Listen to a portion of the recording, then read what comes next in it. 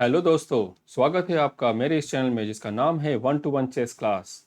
और आज हम डिस्कस करने वाले हैं गेम के रूल्स के बारे में। पहले हम स्टार्ट करते हैं विनिंग रूल्स के बारे में। गेम विन करने के टोटल 5 रूल्स होते हैं।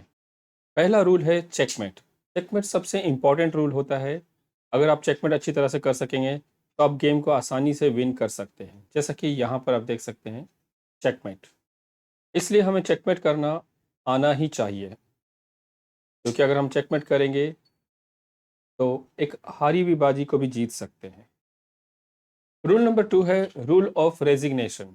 मतलब इसका क्या है कि कोई प्लेयर गेम खत्म होने से पहले ही अपनी हार मानकर जा सकता है, यानी वो गिव अप कर सकता है, रिजाइन कर सकता है। जैसे कि ये सिचुएशन में जहाँ पर ब्लैक प्लेयर यहाँ पर रिजाइन कर चुका है, क्योंकि ब्लैक को पता है कि अब ये गेम उसके हाथ से निकल चुका है। आगे अगर गेम खेला जाएगा इन केस, तो वाइट के लिए यहाँ पर इजी विन है, क्योंकि वाइट इजीली यहाँ पर क्वीन बना सकता है और क्वीन बनाने के बाद चेकमेट भी कर देगा। तो इसलिए ब्लैक ने पहले ही रिजाइन कर दिया था।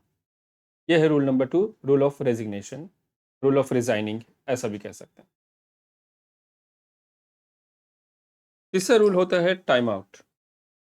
यानी टाइमर में जब हम गेम खेलते हैं तो दोनों प्लेयर को एक फिक्स टाइमर दिया जाता है, फिक्स टाइम कंट्रोल दिया जाता है, और जिस प्लेयर का टाइम खत्म हो जाता है वो हार जाता है। जैसे कि आप यहाँ पर देख सकते हैं कि chess.com पर एक गेम में दिखा रहा हूँ।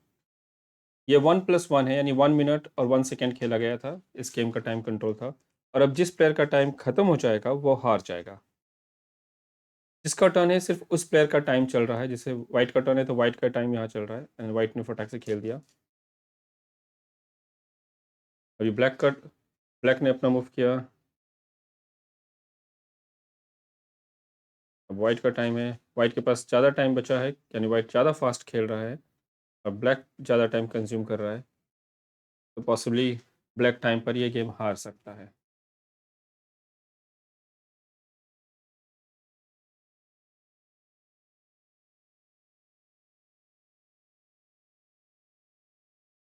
ओके, सो यहाँ पर एक प्लेयर का टाइम खत्म हो चुका है, 0-0 हो गया। दूसरे प्लेयर के पास अभी भी कुछ सेकंड बचा है, यानी कि वाइट ने विन किया और ब्लैक हार गया।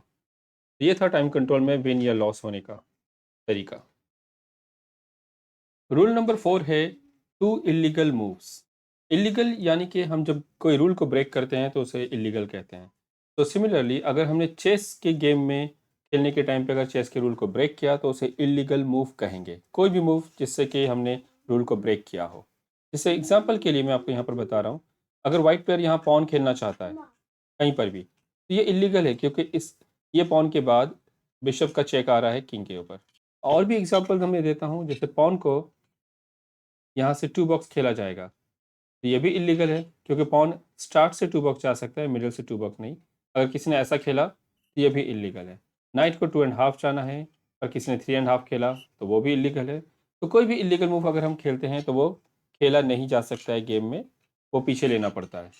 और अगर प्लेयर ने 2 टाइम्स इलीगल किया तो वो हार जाएगा। ये है रूल्स टू इलीगल मूव का, जो चेस बोर्ड में हो सकता है, पर अगर हमने कोई सॉफ्टवेयर में खेला या ऑनलाइन खेला तो उसमें इलीगल मूव्स नहीं होते हैं। रूल नंबर 5 है बाय या वॉक ओवर विन। ये वॉक ओवर या बाय विन ये सिर्फ टूर्नामेंट में हो सकता है, कोई पर्सनल गेम में नहीं हो सकता है। वॉक ओवर यानी जब हमारा ओपोनेंट अपसेंट है तो हमें फ्री विन मिलता है। बाय में भी ऐसा ही होता है कि अगर हमें ओपोनेंट नहीं भी लगा है, क्योंकि ऑड नंबर के प्लेयर्स थे टोटल, तो लास्ट एक प्लेयर को नहीं मिलता है खेलने के लिए, उसे फ्री विन दिया जाता है। अब हम ड्रॉ ड्रॉ के रूल्स के बारे में बात करते हैं। ड्रॉ के भी 5 रूल्स होते हैं। पहला रूल, इनसफिशिएंट मटेरियल ड्रॉ, यानी कि खेलने के लिए अगर प्लेयर के पास कोई भी कॉइन ना हो, सिर्फ गेम में 2 किंग बचा है, तो ये ड्रॉ हो जाता है। अभी यहाँ पर वाइट के पास एक बिशप है, पर यह गेम ड्रॉ हो जाएगा, क्योंकि बिशप से चेकमेट नहीं हो सकता है। और अगर किसी प्लेयर के पास बिशप की जगह नाइट एक बचा है, तो भी ये ड्रॉ हो जाएगा, क्योंकि नाइट से भी चेकमेट नहीं हो सकता। ये सारे रूल्स होते हैं इनसफिशिएंट मटेरियल ड्रॉ के। रूल नंबर 2 है 50 moves rule draw. 50 moves rule draw मतलब क्या, कि अगर एक प्लेयर के पास कुछ कॉइन्स है, कुछ सर्टेन कॉइन्स है, और दूसरा प्लेयर के पास सिर्फ एक किंग बचा है, तो ये यहाँ पर जैसे ये सिचुएशन में वाइट प्लेयर को 50 मूव्स दिए जाएंगे गेम फिनिश करने के लिए। उसे जो भी करना है, पर 50 मूव्स के अंदर ये गेम अब फिनिश करना है। यानी अकेला किंग को हमें 50 मूव्स में चेकमेट करना होता है।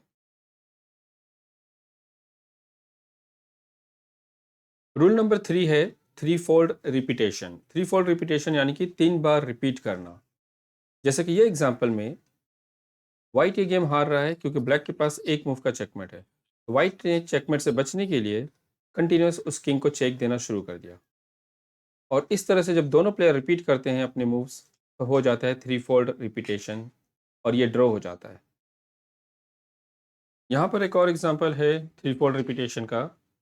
व्हाइट ने ब्लैक के रुक को अटैक किया, ब्लैक रुक ने बचना चाहा, और फिर नाइट हटाकर वापस से बिशप से अटैक आ गया रुक के ऊपर। रुक ने फिर बचने की कोशिश किया, और इस तरह से व्हाइट और ब्लैक ने दोनों ने रिपीट करना शुरू कर दिया। और जब ये इस तरह से 3 बार रिपीट हो जाता है तो गेम ड्रॉ हो जाता है। रूल नंबर 4 है एग्रीमेंट ड्रॉ। यानी गेम के किसी सिचुएशन में जब दोनों प्लेयर ने डिसाइड किया है ड्रॉ करने के लिए तो वो ड्रॉ कर सकते हैं। एक प्लेयर ने ऑफर किया ड्रॉ और दूसरे प्लेयर ने मान लिया तो वो ड्रॉ हो जाएगा, और उसे ही एग्रीमेंट ड्रॉ कहते हैं। रूल नंबर 5 है स्टेलमेट।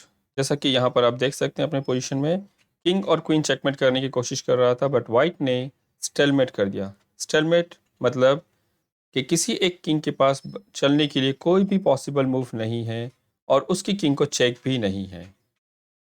ये एक और एग्जांपल है स्टेलमेट का। यहाँ पर ब्लैक किंग का टर्न है और ब्लैक किंग के पास मूव करने के लिए कोई भी रास्ता नहीं है, और ये गेम ड्रॉ हो गया। तो ये है 5 रूल्स ड्रॉ के। ओके दोस्तों, मैंने इस वीडियो में आपको विन के रूल्स और ड्रॉ के रूल्स बताए हैं। अगर आपको ये वीडियो पसंद आ रहा है तो आप इसे लाइक करें, सब्सक्राइब करें। Thank you.